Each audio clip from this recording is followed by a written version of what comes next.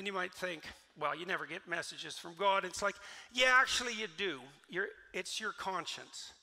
And that pesky little thing doesn't exactly do what you want it to do. It tends to upbraid you on a fairly regular basis and remind you of your various idiocies and inadequacies. And you might think that that's you speaking, but then you might ask, well, why does it tell you things you don't want to hear then? And why can't you control it? And those are both extraordinarily good objections. And the what would you call it? The equation of conscience with the God within, let's say, isn't something I've just invented either. There's a very pronounced and profound thread of Catholic thinking in particular that identifies the conscience with the voice of God within. And it's an idea that emerges in the Old Testament with the prophet Moses. And who's the prophet? He appears with Christ when he's transfigured on the mount. It's Moses and Elijah, who is the first person to posit that God is not in nature, but is the still small voice within. Right, so that's what comes to Jonah. And it says, just what the conscience always says, that you have to go do something you'd rather not do. You have to admit something you don't want to do. You have to undertake some remedial action that you don't want to undertake. You have to atone for your bloody sins, and sometimes for the sins of other people. And so the voice comes to Jonah and says, you know, there's a city some distance from you, Nineveh, and it's full of your enemies. And so the people of Nineveh are the historical enemies of the Israelites at that time.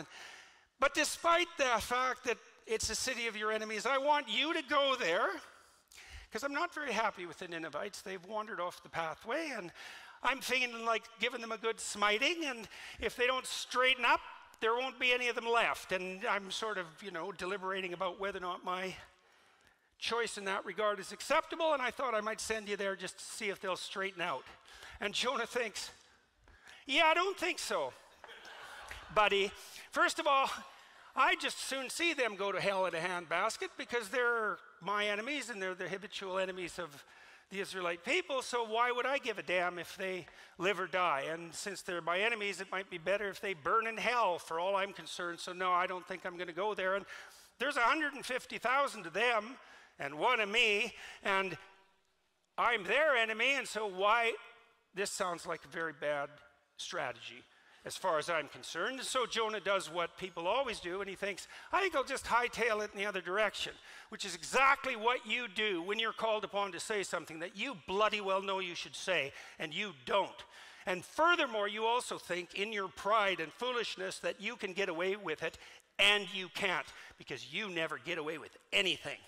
So, and if you think you do, that's that same voice of pride telling you that you are capable of bending or twisting the fabric of reality itself without it snapping back and taking you out.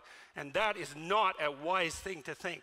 Anyways, Jonah hightails it in the other direction. He takes a boat and he's off to parts unknown. There's no damn way he's going to Nineveh. And so what happens? Well, Jonah is called upon to speak, and he doesn't. And so his life starts to destabilize, as yours will if you're called upon to speak and you hold your tongue. And so the waves rise and the wind blows, and the ship that's Jonah's on, which is the ark or the ship of state, you can think about it either way, is now in danger. And that's exactly what happens to the ship of state when the people who are on board it refuse to say what they have to say and run away instead. And so the waves rise and the wind blows and the ship is in danger, and the sailors, a rather superstitious lot, think, there's probably someone on this boat who isn't quite right with God. And that's a pretty good thing to think, actually, when your shopkeepers are starting to lock up your ice cream because the thieves come in the night to steal it, which seems to be is what's happening in New York right now, and you think that the waves are starting to rise and the wind is starting to blow, and maybe that's because people aren't saying what they have to say. And so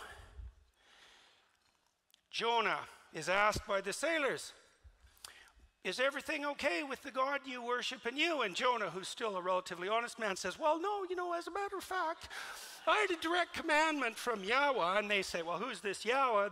And he says, well, he's the creator of the entire universe, which makes him first and foremost among the gods, and the sailors are pretty short-circuited about this because they're worshiping these low-level gods who are maybe in charge of like the local tavern or something, and now they've come up with Yahweh, and he's like king of the universe, and now you have Jonah who defied a direct commandment, and they think, well, that doesn't seem like a very good idea if you actually believe in this guy. And nonetheless, the sailors are even pretty good guys, and they try to make for port so they don't have to throw poor Jonah overboard, but it's God they're dealing with, creator of the universe, so the waves just get bigger, and that's just not so good. And finally they think, all right, throw him overboard.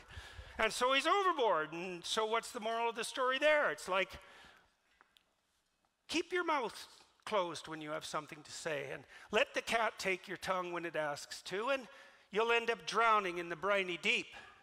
And you think, well, that's pretty harsh. It's like, no, that's nothing. I mean it. That's nothing. If you think that danger of death is the worst thing that can happen to you, if you walk off the straight, narrow path, you know nothing about life. There are things that are far worse than death. And if you have even the least bit of familiarity with the catastrophic history of the 20th century and all the brutality that went along with all the silence and lies, you'd know perfectly well that death is one of the things you have to fear the least. And so what happens to Jonah? He's drowning away. That's pretty miserable, but that's nothing. The beast comes up from hell itself, right, and takes him in its mouth and pulls him down to the depths. And you might say, well, what are the depths? What's this whale? It's the jaws of hell. Well, and how do you know that? Well, he's there for 3 days. It's the same 3 days that Christ spends harrowing hell. It says in the story of Jonah that it's a beast from hell. That's a hint. The parallels are there as well as the direct representations, and it's part of the standard mythological landscape. And what it means is that, look, if you fail to say what you have to say when it's your turn to talk, it isn't just your life that you're putting in danger. It's the entire bloody social contract. So what did Solzhenitsyn note in the Gulag Archipelago, which was perhaps the greatest study of totalitarian atrocity and the psychological reasons, practical reasons as well, for the existence of that atrocity? Solzhenitsyn's conclusion was, a totalitarian state isn't a dictator oppressing the freedom-loving masses. That's a fool's vision of the world. It's the universal grip of the lie on every soul, every single one. Not a single man in a totalitarian state is willing to stand up and say what he knows to be true. And that's the totalitarian state. So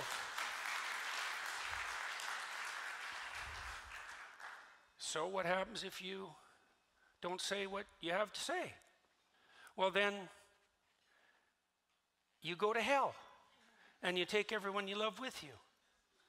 And that's what happens. And then I'll close with this. And that's not like some story. It is some story. But it's also what actually happens, as bluntly as it can be stated.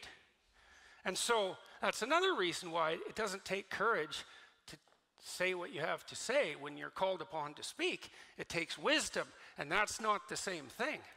Okay, and I'll close with this. Here's something to think about as well. I've been writing about the story of Abraham. Abraham's an interesting story. So it opens up with a guy who's already in paradise. At least he's in the socialist utopia paradise. And I mean that. In that he has everything he needs given to him. So his state has fulfilled for him the Marxist dictum of each according to his need. Abraham has rich parents. He has everything he needs in his tent. He can lay there and let half-naked slave girls wave palm fronds over him, eat peeled grapes. And he does that till he's like 75. And no wonder. Anyways, a voice comes to him and says, okay, buddy, up and at 'em. It's time to get away from your tent and get away from your mom and get away from your dad and get away from your family and your tribe and to go out in the world and have an adventure. And so Abraham listens. Oddly enough, he listens, and he goes out on his adventure, and it's one bloody cataclysmic catastrophe after another. It's starvation and tyranny and the conspiracy of the Egyptian aristocracy to steal his beautiful wife, and war and death and the necessary calling for the sacrifice of his son. It's just a cataclysm. And through all that, God promises him that if he maintains his faith, he'll be the father of nations. And what does that mean? It means if you have the adventure of your life, then everything that could possibly be granted to you will be granted to you. And then you might ask, well, how do you have the adventure of your life? And the answer is, you tell the truth. You exercise your right and responsibility to free speech. You tell the truth. And then you might say, well, why is that an adventure? Well, first I could say, try it. But I could say, let's explain it. Why is it an adventure? And also, why is it your adventure? Well, if you're lying, whatever happens to you, that's not your adventure. If you're lying and something happens to you, that's the adventure of the spirit of the lie. The lie that you think you told, but that actually possesses you. And the adventure of the spirit of the lie is hell. And so that's not a good idea. So it's not you that has that adventure, because if it was you, that would be you speaking. And if it was you speaking, that would be your truth. That would be the truth. That would be your adventure. And then you might say, well, if it's my truth, it's me, but why is that an adventure? And I can tell you why that is. Imagine that you're having a conversation with someone, and you've already decided what you want the outcome of the conversation to be. You want something from that person. You want them to sleep with you. You want them to give you money. You want them to admire you. You want them to think you're beautiful. You have some instrumental goal in mind, and maybe it's even a somewhat noble goal, but it's instrumental. You craft your words so that you manipulate the situation, so that you obtain from the person you're communicating with, the crowd you're communicating with, what it is that you want. And maybe you get it. And then maybe you say, well, what's wrong with that? And what's wrong with that is like, well, what the hell do you know? Really, I'm dead serious. Have you never got something that you were aiming at that was the wrong thing to get? That happens to you all the time. I mean, sometimes you fail too, and that's obviously not pleasant, but the worst kind of failure is to get exactly what you're aiming for and find out that the lies you had to tell to get it turned out to deliver to you something that not only had no value, but that was actually contrary to your best interests. And then you might say, well, how could you possibly exist in the world otherwise? Because you have to have a plan, you have to be aiming at something, you have to be wanting something to even communicate. And I could say, well, actually, that's not true. You can replace that instrumental longing with faith. And here's the basis of faith, a form of faith. The basis of the highest form of faith is the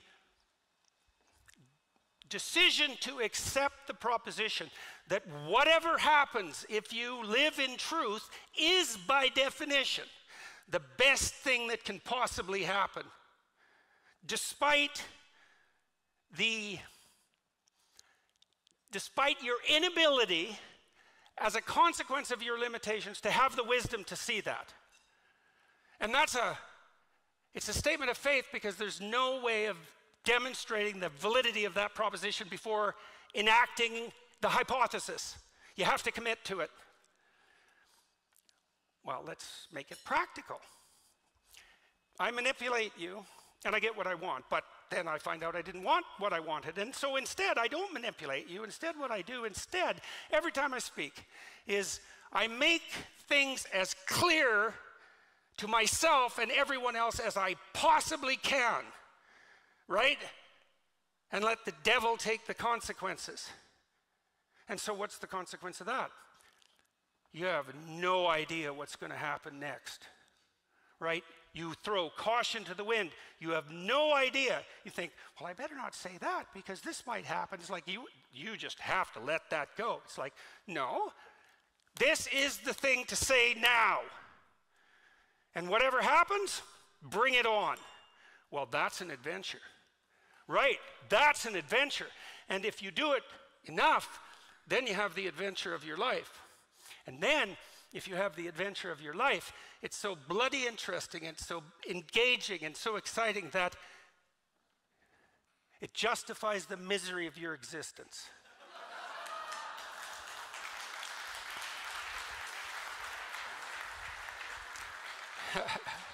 So I know that. And that's why I say what I have to say. And that's why I said what I had to say tonight. And so, thank you very much.